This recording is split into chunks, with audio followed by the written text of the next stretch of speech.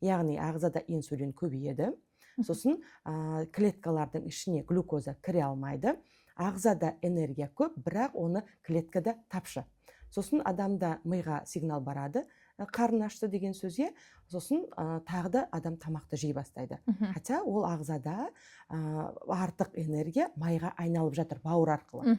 Сонда біз айтамыз, сіздің салмағыңыз баланы босанғаннан кейін ғана бірден ол көтеріліп кеткен жоқ. Мүмкін сізде босанудың, жүктіліктің алдында артық салмақ болды. Оның үстіне келіп жаңағы пролактин гормоны, ол қалыпты табиғи жағдай, сүт балада анасында сүт болуды қамтамасыз ететін. Екеуі қосылған кезде салмақ өте көп деңгейге бізде артып кетеді.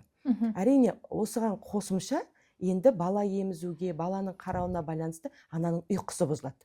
Сондықтан ұйқы бұзылған жерде қалқанша бездің гормондары бұзылады. Тиреотропты гормон дейміз, сол жоғарылайды. ТТГ гормоны дейміз.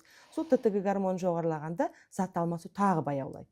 Сондықтан бірі қоса келе бір круг пайда болады. Сондықтан пока мы не разорвем этот круг дейді ғой, оны себебін тауып шешпейінше, ол салмақ біртіндеп қосыла береді. Сондықтан сіздің айтқаныңыз дұрыс. Ең бірінші ол маманның кеңесіне жүгініп, тиреотропты гормон, инсулин, лептин, глюкоза, пролактин сияқты гормондарды тапсырып, эндокринологтың кеңесіменен дұрыс өзінде патология бар жоғын анықтап алу керек.